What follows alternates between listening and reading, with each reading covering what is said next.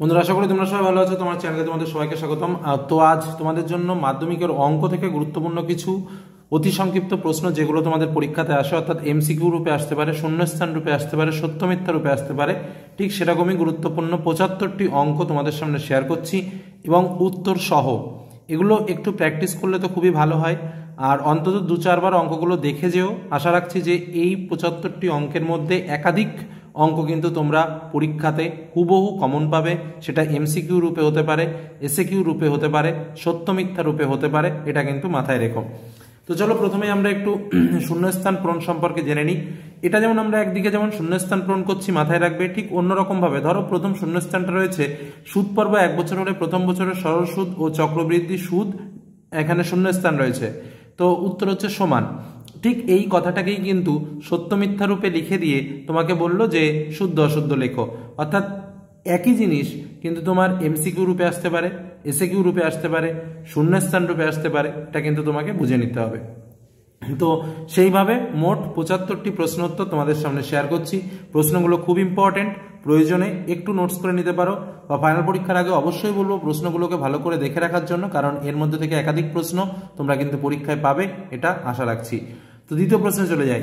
একটি ত্রিভুজের যে কোনো বাহুর সমান্তরাল সরলরেখা অপর দুটি বাহুকে বা তাদের বর্ধিতাংশকে ড্যাশ বিভক্ত করে, উত্তর হচ্ছে সমানুপাতে বিভক্ত করে। একটি সুষম ষড়ভুজের প্রতিটি অন্তকোণের বৃত্তীয় মান কত? 2π/3। বৃত্তস্থ সামান্তরিক হলো একটি কি? আয়তক্ষেত্র। একটি আয়তঘনকের প্রান্তিকীয় সংখ্যা কত? উত্তর 12। একটি পরিসংখ্যা বিভাজনের মধ্যমা যে লেখচিত্রের মাধ্যমে পাওয়া যায় সেটা কি? তা হলো ওজাইভ। কোন মূলধনের বার্ষিক শতকরা একই সুদের হারে ড্যাশ বছরের সরল সুদ ও চক্রবৃদ্ধি সুদের পরিমাণ সমান, উত্তর হচ্ছে 1 বছরের। পরবর্তী প্রশ্নে চলে আসি। দুটি বৃত্ত পরস্পরকে ছেদ বা স্পর্শ না করলে বৃত্ত দুটির সর্বাধিক সংখ্যায় ড্যাশটি সাধারণ স্পর্শক অঙ্কন করা যায়, উত্তর হচ্ছে 4টি। পরের প্রশ্ন, প্রথম n সংখ্যক স্বাভাবিক সংখ্যার যৌগিক গড় কত? উত্তর হচ্ছে n+1/2। পরবর্তী প্রশ্ন, একটি ত্রিভুজের যে কোনো বাহুর সমান্তরাল সরলরেখা অপর দুটি বাহুকে বা তাদের বর্ধিতাংশকে ড্যাশ বিভক্ত করে, উত্তর হচ্ছে সমানুপাতে বিভক্ত করে। পরের প্রশ্ন, একটি স্তম্ভের ছায়ার দৈর্ঘ্য স্তম্ভের উচ্চতার সমান হলে সূর্যের উন্নতিকোণ কত হয়? উত্তর হচ্ছে 45 ডিগ্রি। একটি ঘনকের কর্ণের সংখ্যা কত? উত্তর 4। মধ্যগামিতার একটি মাপক কি? উত্তর হচ্ছে গড়, যা সবকটি তথ্যের উপর নির্ভর করে। মধ্যগামিতার একটি মাপক ড্যাশ, যা সবকটি তথ্যের উপর নির্ভর করে, উত্তর হচ্ছে গড়। কোন বৃত্তের দুটি সমান জ্যাকে কেন্দ্র থেকে, কোন বৃত্তের দুটি সমান জ্যা কেন্দ্র থেকে ড্যাশ, উত্তর হচ্ছে সমদূরবর্তী। একটি মাত্র শীর্ষবিন্দু বিশিষ্ট ঘন বস্তু হলো ড্যাশ, উত্তর হচ্ছে শঙ্কু। চলে আসবো তার পরবর্তী প্রশ্নে। দুটি সদৃশ্য ত্রিভুজের ক্ষেত্রফল ড্যাশ হলে তারা সর্বসম হবে, উত্তর হচ্ছে সমান হলে। দুটি বৃত্ত পরস্পরকে ছেদ বা স্পর্শ না করলে বৃত্ত দুটির সর্বাধিক ড্যাশটি সাধারণ স্পর্শক অঙ্কন করা যায়, উত্তর হচ্ছে 4টি। একটি লম্ববৃত্তাকার চোঙের আয়তন ও বক্রতলের ক্ষেত্রফলের সাংখ্যমান সমান হলে চোঙটির ব্যাসের দৈর্ঘ্য ড্যাশ একক, উত্তর হচ্ছে 4 একক। দুটি অনুবন্ধী করণীর গুণফল একটি ড্যাশ সংখ্যা, উত্তর মূলদ সংখ্যা। সমকোণী ত্রিভুজের অতিভুজকে ব্যাস করে বৃত্ত অঙ্কন করলে বৃত্তটি ড্যাশ বিন্দু দিয়ে যাবে, উত্তর হচ্ছে সমকৌণিক বিন্দু দিয়ে যাবে। একটি লম্ববৃত্তাকার শঙ্কুর ভূমিতলের ব্যাসার্ধের দৈর্ঘ্য অর্ধেক এবং উচ্চতা দ্বিগুণ করা হলে শঙ্কুটির আয়তন ড্যাশ থাকবে, উত্তর একই থাকবে। একটি বৃহত্তর সূচক ক্রমযৌগিক পরিসংখ্যার বক্সকে বৃহত্তর সূচক ড্যাশ বলে, উত্তর হচ্ছে ওজাইভ বলা হয়। একটি চোঙের ব্যাসার্ধ ও উচ্চতা দ্বিগুণ করলে আয়তন ড্যাশ গুণ বৃদ্ধি পাবে, উত্তর হচ্ছে 7 গুণ বৃদ্ধি পাবে। পরবর্তী প্রশ্নে চলে আসি। কল্পিত গড়কে ড্যাশ চিহ্ন দ্বারা চিহ্নিত করা হয়, উত্তর হচ্ছে এ চিহ্ন দ্বারা চিহ্নিত করা হয়। শ্রেণী মধ্যকের সূত্রটা কি? নিম্ন শ্রেণী সীমানা প্লাস উচ্চ শ্রেণী সীমানা বাই 2। এই হলো আমাদের 25টি শূন্যস্থান পূরণ দিলাম, যেগুলো কিন্তু এমসিকিউ এসএকিউ রূপে আসতে পারে। এবার আমরা আরো 50টি অতি সংক্ষিপ্ত প্রশ্ন, যেগুলো অঙ্ক টাইপসের আসবে, সেরকম কিছু অঙ্ক এবং তার উত্তরটা তোমাদের সামনে শেয়ার করছি। প্রয়োজনে একটু প্র্যাকটিস করে নিও অঙ্কগুলো। প্রথম, বার্ষিক 5% সরল সুদে এক্স টাকার মাসিক সুদ 1 টাকা হলে এক্স এর মান কত? অ্যান্সার বেরোবে 240। 2x² প্লাস 2fx প্লাস 3 = 0 হলে হোয়ার a is not equal to 0 সমীকরণের বীজদ্বয়ের যোগফল তাদের গুণফলের সমান হলে t এর মান কত হবে? উত্তর হবে -3/2। ABCD একটি বৃত্তস্থ চতুর্ভুজ, ও হলো বৃত্তের কেন্দ্র, ডিসি উপচাপের উপর অবস্থিত একটি বিন্দু P এবং কোণ BOD = 160 হলে কোণ BPD এর মান কত? উত্তর হবে 100 ডিগ্রি। একটি সুষম ষড়ভুজের প্রতিটি অন্তকোণের বৃত্তীয় মান কত? উত্তর হবে 2π/3। পরের কোশ্চেনে চলে আসি, একটি নিরেট বক্রতলের ক্ষেত্রফল এবং বক্রতলের ক্ষেত্রফল এবং 3 গুণ আয়তনের সাংখ্যমান সমান হলে গোলকটির ব্যাসার্ধ দৈর্ঘ্য কত? উত্তর হচ্ছে 1 একক। 8টি সংখ্যার কল্পিত গড় 23, সংখ্যাগুলির কল্পিত গড় থেকে বিচ্যুতির সমষ্টি 16 হলে সংখ্যাগুলির যৌগিক গড় কত? উত্তর বেরোবে 25। কোনো ব্যবসায় রাম 1600 টাকা এবং রহিম 8 মাসের জন্য 1000 টাকা বিনিয়োগ করে, উভয়ের লাভের অংশ সমান হলে রামের টাকা ব্যবসায় কত মাস কেটেছিল? উত্তর বেরোবে 5 মাস। পরবর্তী প্রশ্ন চলে আসি, a/3 = b/4 = c/7 হলে a+b+c ডিভাইডেড ভাগ c = কত? উত্তর বেরোবে 2।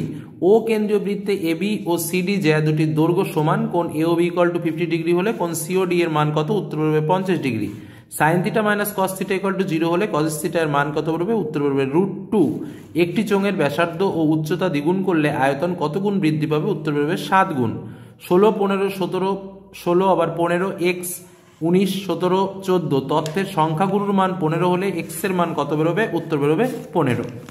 পরের যে প্রশ্নটা, kx² + 4x + 1 = 0 আর k is not equal to 0 হলে সমীকরণের বীজগুলি বাস্তব ও অসমান হলে কোনটি ঠিক? এখানে অপশান রয়েছে, এর মধ্যে উত্তর হবে এ দাগ, এটা হবে উত্তর। পরের প্রশ্ন চলে যায়, 13 সেন্টিমিটার ব্যাসার্ধ বিশিষ্ট কোনো বৃত্তের 10 সেন্টিমিটার দীর্ঘ একটি জ্যায়ের কেন্দ্র থেকে লম্ব দূরত্ব কত? উত্তর বেরোবে 12 সেন্টিমিটার। 3 sin θ = √3 cos θ হলে sin 2θ এর মান কত বেরোবে? উত্তর বেরোবে √3/2। পরের কোশ্চেন, একটি ধাতব অর্ধগোলককে গলিয়ে একটি নিরেট শঙ্কুতে পরিণত করা হলো, যার ভূমির ব্যাসার্ধ অর্ধগোলকের ব্যাসার্ধের সমান, শঙ্কুটির উচ্চতা ও ভূমির ব্যাসার্ধের অনুপাত কত বেরোবে? উত্তর হচ্ছে 2.1 হবে। পরবর্তী প্রশ্নে আমরা চলে আসি, একটি পরিসংখ্যা বিভাজনের শ্রেণীগুলো 1 থেকে 10, 11 থেকে 20, 21 থেকে 30, 31 থেকে 40 এবং 40 থেকে 50 হলে প্রত্যেকটি শ্রেণী দৈর্ঘ্য কত? উত্তর হচ্ছে 10। পরবর্তী প্রশ্ন, সুদ পর্ব 6 মাস হলে বার্ষিক 1% চক্রবৃদ্ধি সুদে p টাকা n বছর পর সুদে আসলে কত হবে?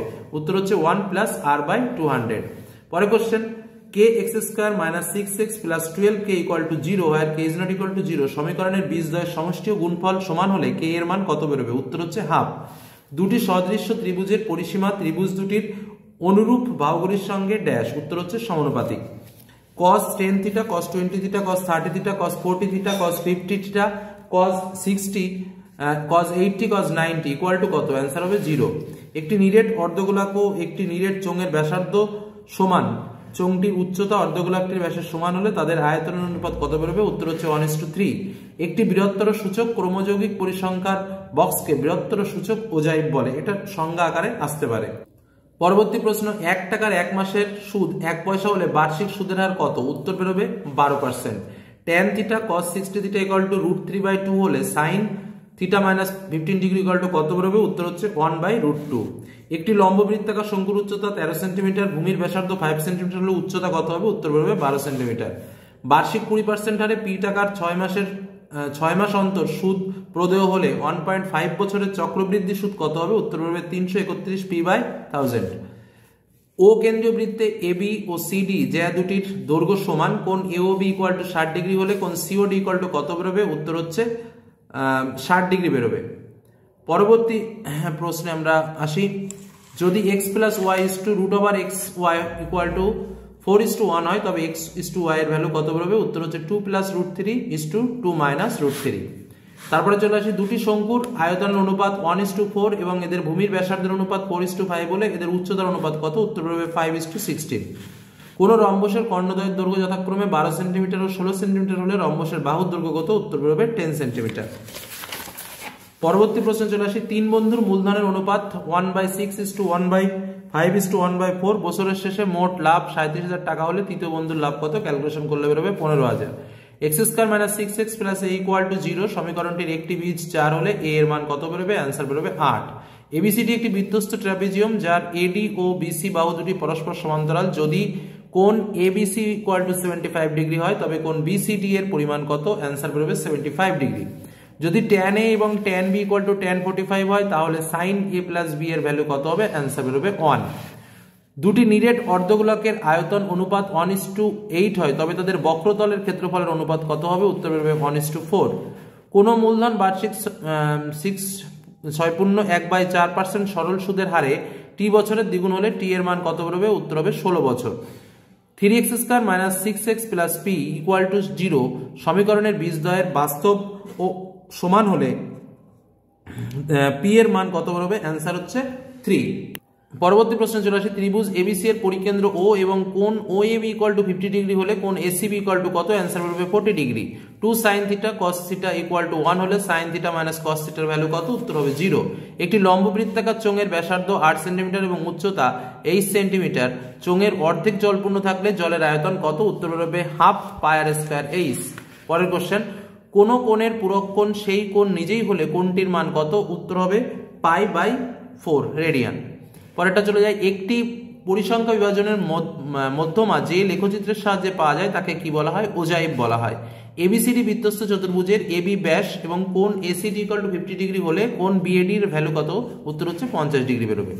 একটি পোস্টের ভূমিতলের ছায়ার দৈর্ঘ্য পোস্টের উচ্চতা √3 গুণ হলে সূর্যের উন্নতি কোণ কত? উত্তর হবে 30 ডিগ্রি। একটি ঘড়ির মিনিটের কাঁটার প্রান্তবিন্দু 5 ঘন্টায় যে কোণে আবর্তন করে সেটা কত? উত্তর হচ্ছে 10 পাই রেডিয়ান। পরবর্তী প্রশ্ন, একটি গ্রামের বর্তমান জনসংখ্যা পি এবং প্রতি বছর জনসংখ্যা বৃদ্ধির হার 2r% হলে n বছর পরে জনসংখ্যা কত হবে? অ্যান্সার হবে p × 1 + r/50। পরের কোশ্চেন, 8, 12, 10, 11, 7, 9, 11, 13, 16 সংখ্যাগুলির মধ্যমা কত? উত্তর হবে 11। পরের কোশ্চেন, 60 ডিগ্রি কোণের সম্পূরক কোণের মান কত হবে? উত্তর হবে 2π/3। পরের কোশ্চেন, সামেশন f1 d1 = 400 এবং সামেশন f1 = 50 a = কল্পিত গড় হলে a = কল্পিত গড় = 52 হলে যৌগিক গড় এর মান কত? x বারের মান কত? অ্যান্সার বেরোবে 60।